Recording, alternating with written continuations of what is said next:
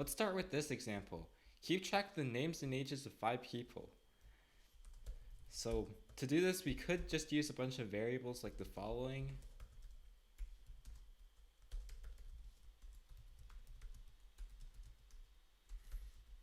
And so on. However, there's a problem with this. It's that, well, first, it's not very organized, and if we start having 10 people instead, we're going to need to create 10 sets of variables.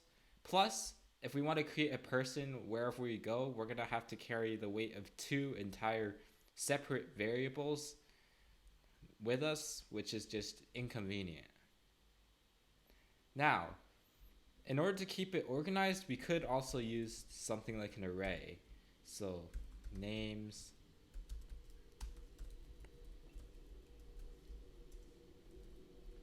ages, and so on. However, there's another problem. What if we need to keep track of, say, the emails as well as the names and ages? Now I need all of a sudden another array.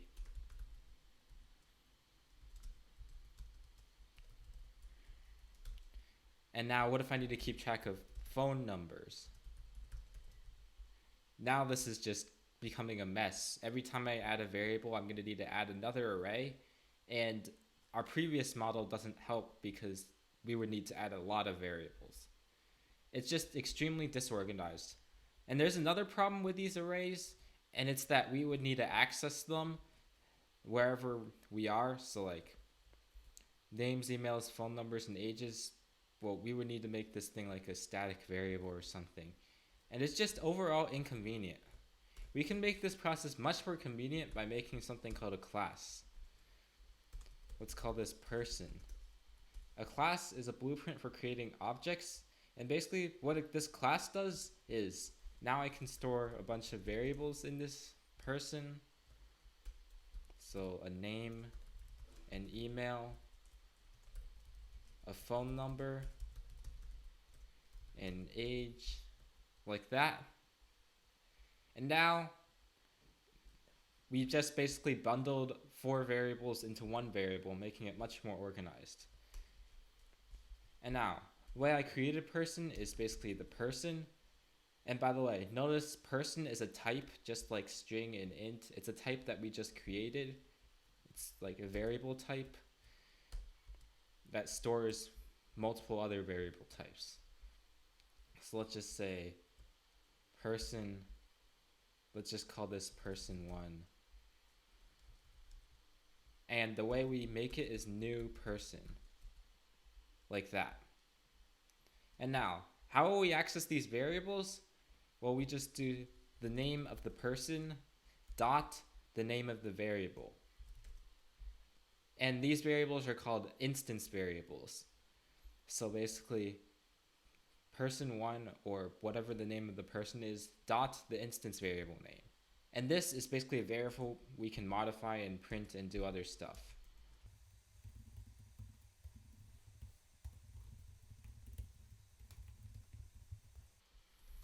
And we can also print these. And it'll work, basically. So now we can carry 4 variables of not necessarily the same type into one variable, which is pretty good. And now notice this person class is outside of our class over here. For now, never nest classes, so put classes outside of other classes. Another thing is this class does not have the word public in front of it. We'll talk about that later. But for now, don't put public in front of the classes yet. Now, one thing about the class thing you may have noticed is that there may be a danger of, say, uninitialized variables. Like if I try to print phone number, now all of a sudden it's null. And in some cases it might be misleading information. For example, we may simply not know the age. However, if I print person1.age, it may seem like the person is 0 years old because Just like elements of an array, when instance variables are not initialized, they go to their default values. For numbers, that's just 0. For strings, that's null. And for booleans, that's false. Basically, we might not want that. And another problem you may notice is that we have to individually set each of these variables using an assignment statement. Now, we can solve both of these problems using something called a constructor. And the way we make a constructor is public and then person, or in the general case, the name of the class. Always remember, the name of the class is the same thing as the name of the constructor. And the constructor does not return anything. And then inside parentheses, the parameters. So string name, or because we might not want duplicate variables, string n, string e, string p, int a. And then we can just set these instance variables. So name equals n, email equals e, phone number equals p, age equals a. Like that. And now what that does is, well, there's one thing is that now I cannot create a person without any parameters. I must set everything. However, another thing is that now I can directly pass everything into this person one. So like without even having to do an assignment statement. So for example, now just like a method, we can pass in arguments. Like, for example, the person's name, the person's email, the person's phone number, the person's age. And now, first, that eliminates the possibility of uninitialized variables or the dangers. And second is that it's much more convenient than having these assignment statements. And it's way more convenient and way more organized than having without classes. And now everything works. So the way the constructor works is that it's just like a method, except basically when I call a constructor, it always first creates an object of the type of the class. So like whenever I do new person, it creates an object of type person. And then afterward, it passes in the parameters. So like this, for example, the name is right here. This matches to that, and so on. And now, one common use of a constructor is just to use these parameters to set the instance variables. So now, outside of this person class, no matter how many people we create, we can always just use this format. So person2 equals new person, something like that. And everything will work just fine. Another nice thing about classes is that we can perform methods with them. So basically, for example, if I want to do something like print the person, so naively, I can just print every single variable of the person. However, if I have like 10 people, I would need, like in this case, 40 print statements, which is pretty bad. Instead of 40, we can use a method to make it 4, like the following. Notice that these are instance methods, so basically they do not have static. And basically, every person can call one of these methods, and each time it has possibly different behavior. So public void display, and now I can just use 4 print statements instead of, say, 40. And now all I have to do is say person2.display, and now all of a sudden I have all my information right there. And another nice thing about these instance methods is that a lot of times I don't even need parameters. Why is that? Well, that's because we already have input information from our instance variables. We do not need additional parameters because we can already print our instance variables. Another example, public. This time let's make our method return something. Boolean is adult. Basically returns whether the person is an adult. I can just return age is greater than or equal to 18, for example. So now I can do something like print person2.isAdult, and now we'll get true, this person is an adult. And now, notice the difference between these two. This one, I just directly call it, and that's because it's a void method and it already prints stuff, so I don't need to print the result of the method, particularly since the result is void. However, with person2.isAdult, I need to print it because this method itself doesn't print anything and it just returns stuff. So if I don't print it, it's not going to give the information. Of course, I could do other stuff like set it to a variable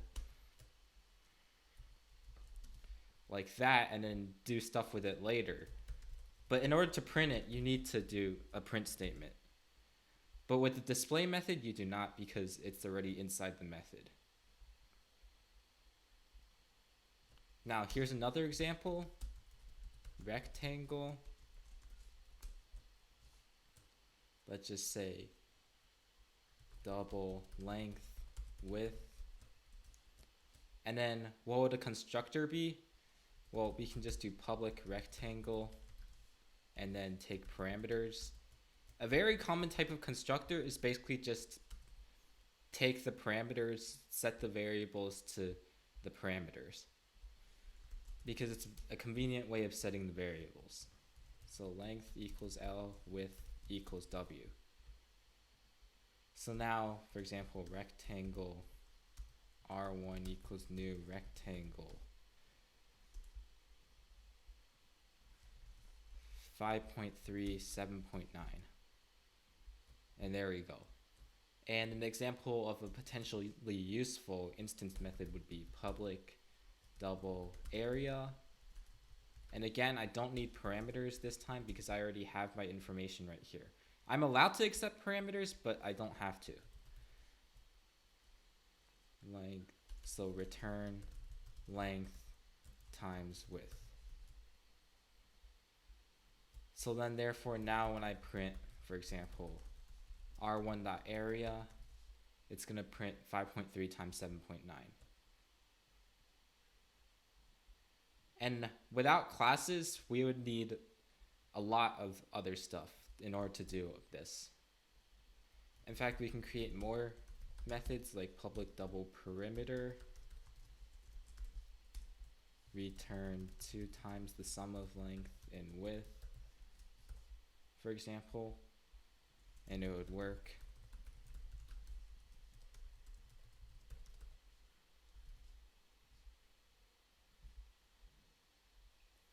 An example of an instance method that might want to accept a variable would be something like public boolean same as, that takes another rectangle and basically returns whether the current rectangle is the same as the parameter. So basically this one, I could just do something like return length equals r.length and width equals r.width. Like that. And now, for example, rectangle r2 equals new rectangle.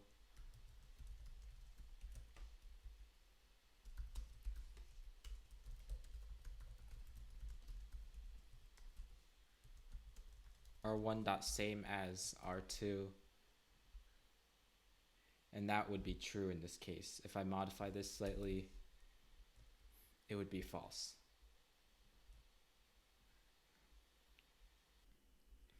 Now, you may have noticed in my rectangle class, I defined both length and width in the same statement. In general, we're allowed to define two variables in the same statement. So for example, int I1, I2, and you're also allowed to do something like int I3 equals 5, I4 equals 7. So if you see that in the future, it's just a shorter way to write two variable declarations, or even more. So for example, in this person class, if I don't want to write 3 lines, I could just do something like string name, email, phone number. Now note that all 3 of these are of the same type. I can't group these together with age because age has a different type. Now let's do some practice problems. So first, number of instance variables of rectangle.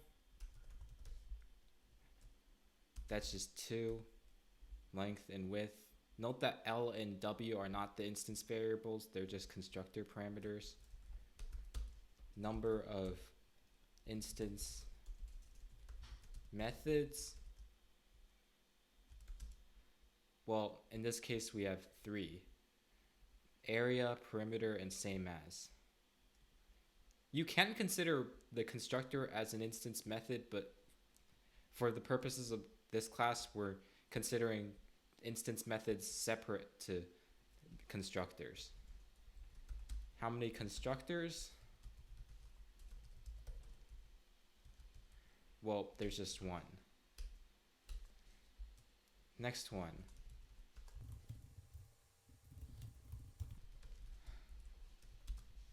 Are we allowed to do that? Well, the answer is yes, because I pass in 5 and 7, int can be converted to double, and int can be converted to double. Are we allowed to do this? No. And that's because we already defined the constructor here, so that overwrites the default empty constructor right here. What about this? Are we allowed to do that? The answer is yes. Next one.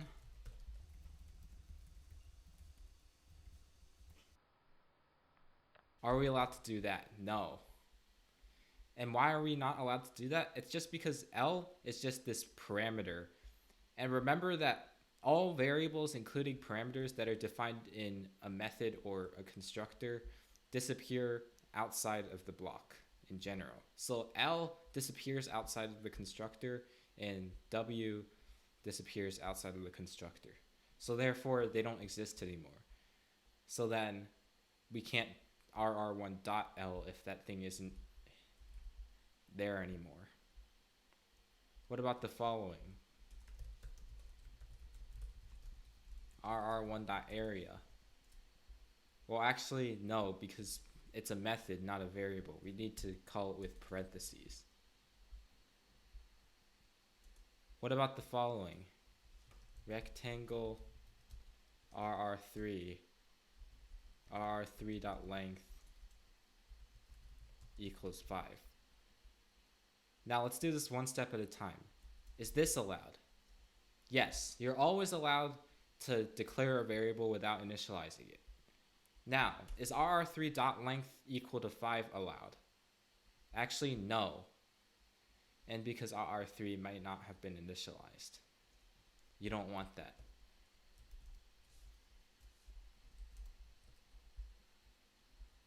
Is rr3 equals new rectangle 5.8 9.7 allowed? Yes, that's how you initialize a variable. Remember, you do not have to declare and initialize a variable in the same statement. Is rr3.length equal 5 allowed now? Yes. And in fact, now if I print the length, it's going to be the new value.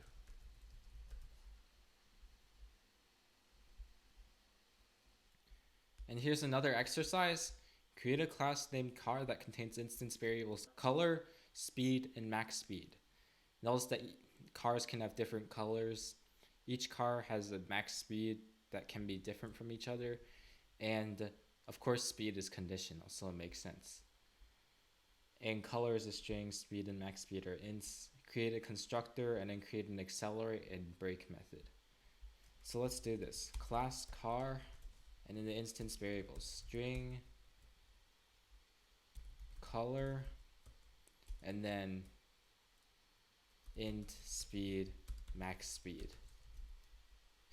And now our constructor, public car, string c int ms. Notice that we don't have to take in a speed, it's just going to be 0. Because generally when you manufacture a car, it's not going to be driving when it's ready.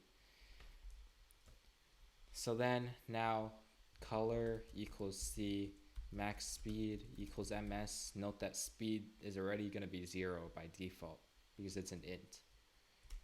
Next, create a method named accelerate, public void, because it shouldn't return anything, accelerate that increases the speed by 1.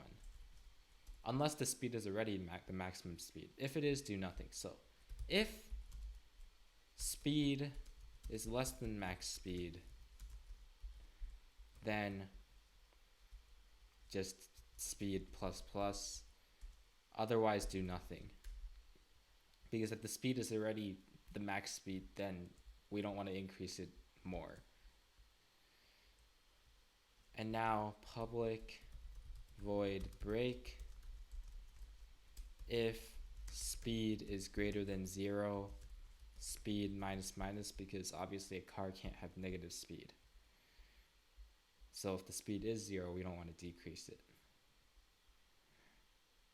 Now let's create a car. So car c1 equals new car, a color red, speed, actually max speed 160. And now, for example, when I print c1 dot color, it'll just print red.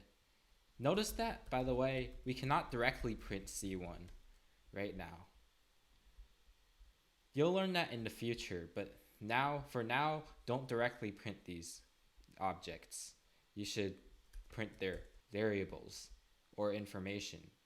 Or you can just make a display method, but don't directly print the car. And now let's just do c1.break.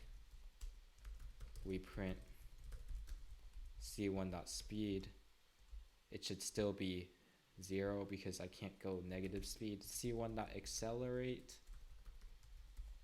c1.accelerate.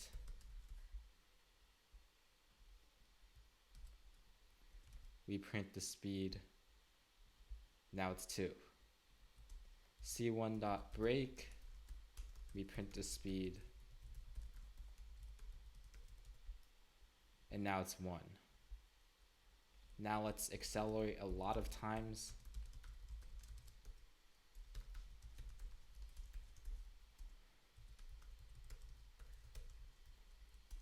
And it should work. Basically, the max speed should work, so it's going to be 160 because it's not going to increase beyond 160. That's what the max speed means. Do not make the mistake of just doing something like print speed. We cannot access the variable speed here without an object. That's the point of an instance variable. Basically,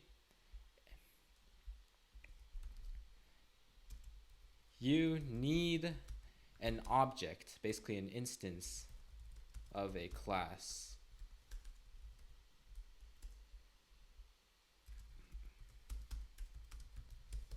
In order to have or access instance variables. So basically, in other words, if I don't create a car, there's no such thing as a color of the car because there's no car to begin with. Same thing with the speed. Basically, I can't just directly print speed because, well, there's no car. Like, the speed has to measure the speed of a car, not just speed of what, right? So we need c1.speed. Or something else, like car c2 equals new car blue 120, and now c2.speed. But the point is, I need an object in order for an instance variable to exist. Same thing for instance methods. I cannot just do accelerate because, well, what am I accelerating? Instead, I need some sort of car in order to accelerate it. So you need an instance of a class in order to access instance variables or methods.